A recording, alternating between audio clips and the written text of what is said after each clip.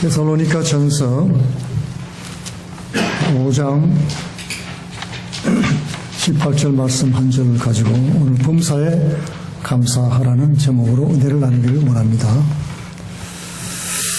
오래전에 미국을 대륙을 횡단하는 출도가 있었는데요. 큰 두 개의 엔진을 가지고 움직이는 열차였습니다. 로키 산맥 앞에서 한 개가 꺼져버렸습니다. 그래도 이 기관사는 생각하기를 엔진 하나로 로키 산맥을 넘어서 덴버까지는 갈 수 있겠지 생각을 하고 계속 몰아갔는데 그 나머지 하나마저도 꺼지고 말았습니다.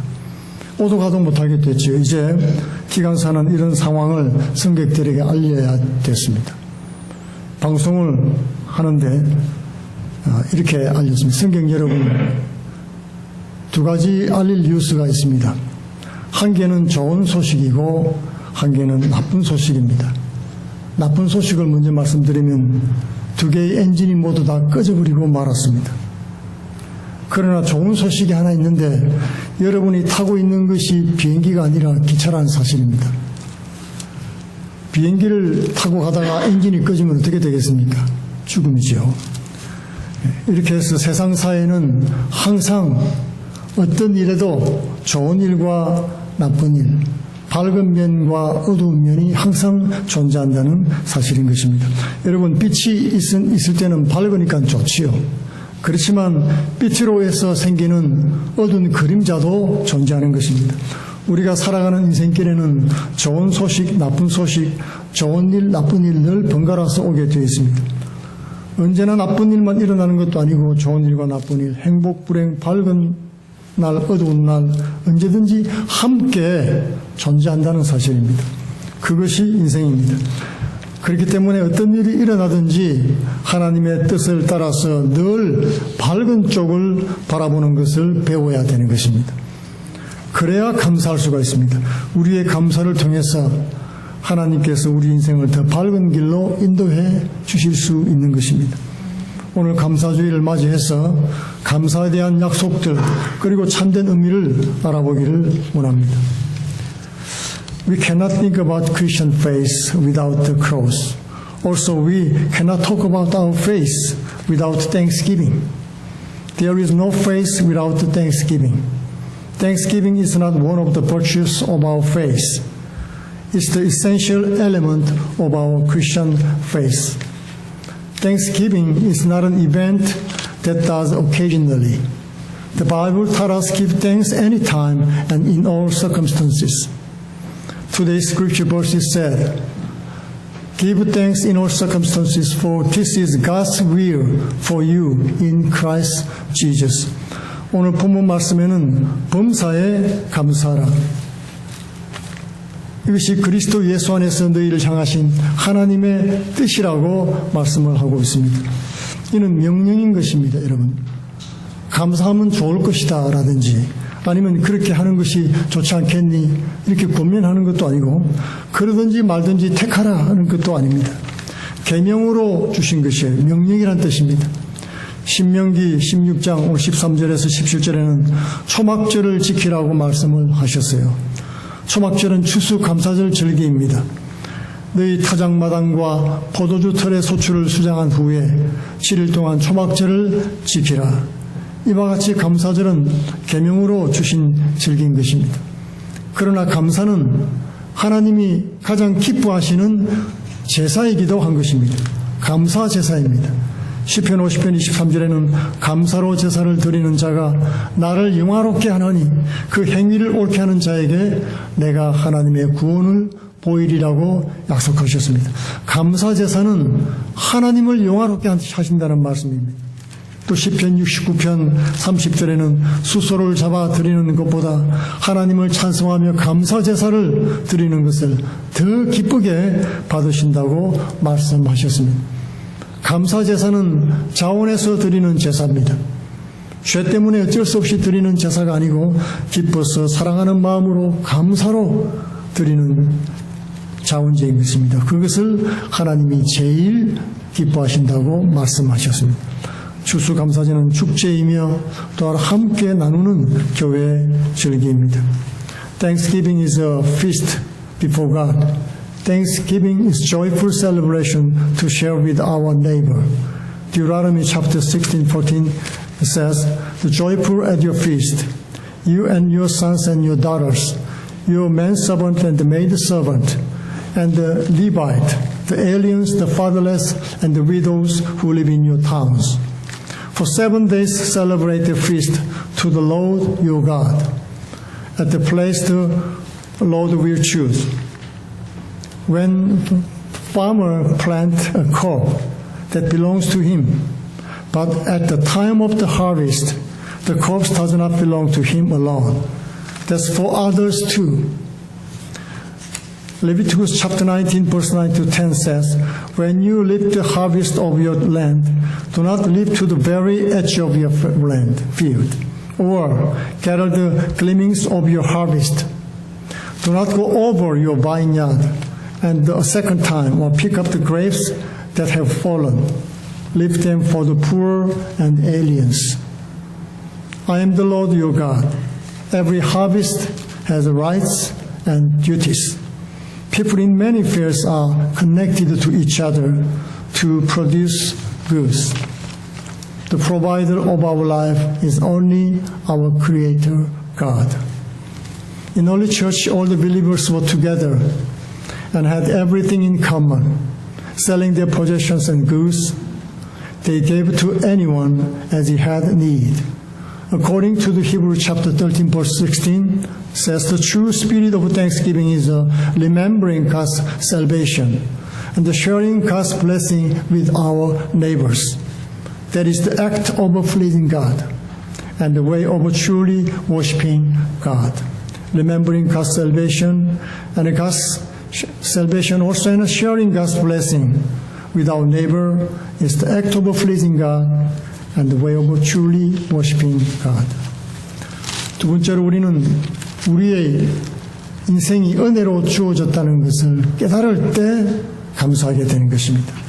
우리는 소소한 일들에 참 불평하면서 살아가는 모습을 발견하게 됩니다. 인생에 그런데 큰 위기가 찾아오게 되면은 하나님께 부르짖고 은혜를 체험하고 감사드리는 것을 보게 되는 것입니다. 더 큰 환난이 왔는데도 불평하기는커녕 감사할 수 있는 것은 바로 하나님이 도우시는 은혜를 깨달았기 때문입니다. 이와 같이 하나님의 은혜를 기억하고 깨달을 때 비로소 감사하게 되는 것입니다. 그러면 우리가 어떻게 오늘 말씀처럼 범사에 감사할 수 있겠습니까? 그것은 범사에 하나님의 은혜를 기억하는 것입니다. 성경의 욥은 그것을 깨달은 사람이었습니다. 욥은 그가 가진 모든 것을 빼앗기는 순간에 하나님이 베풀어 주신 것들을 기억하고 불평하거나 원망하는 것 한 번도 없이 하나님께 경배를 드렸습니다. 위대한 신앙인이지요. 참 위대한 신앙입니다. 그러나 여러분, 만약에 욥이 위대하다면은 바로 자신이 부여하고 형통한 것이 하나님의 은혜로 되었다는 것을 알고 고백한 것입니다. 그 사실이 위대한 것입니다. 여러분, 성경을 살펴보면 사실 욥은 위대한 일을 특별히 한 것 없습니다. 마귀가 고소한 내용을 살펴봐도 그렇죠. 하나님께 은혜 받고 복 받고 살면서 감사드리며 산 것입니다. 그것뿐이었어요. 마귀는 이제 복을 빼앗아가면 틀림없이 불평할 것이다. 그렇게 생각을 하고 하나님께 시험해보자고 했던 것입니다. 하나님께서 허락해 주셨지요. 목숨만 빼앗지 말고 한번 시험해보아라. 허락해 주었습니다. 욥은 하나님이 인정한 최고의 신앙인이었습니다. 욥기 1장 8절에 보면은 이렇게 말씀하고 있습니다. 그와 같이 온전하고 정직하여 하나님을 경외하며 악에서 떠난 자는 세상에 없느니라. 하나님이 인정해 주었습니다. 욥은 또한 동방에서도 유명한 부자였습니다. 양이 7천이요 낙타가 5천이고 소가 500결이고 암낙이 500 정도 많았습니다. 그리고 아들 7에 딸 3까지 두었죠. 그런데 욥은 어느 날 4가지 재난을 한꺼번에 당하게 되었습니다. 도적이 와서 그의 모든 가축을 다 훔쳐가고 말았습니다. 종들을 다 죽였습니다. 하늘에서 우박이 내려서 나무와 들의 채소와 곡식이 다 초토화 되고 말았습니다. 이번에는 태풍이 불어서 집이 다 무너졌습니다. 집이 무너질 때 그 속에 있는 아들과 딸들이 그 하라에 깔려서 다 죽고 말았습니다. 참담한 소식이죠.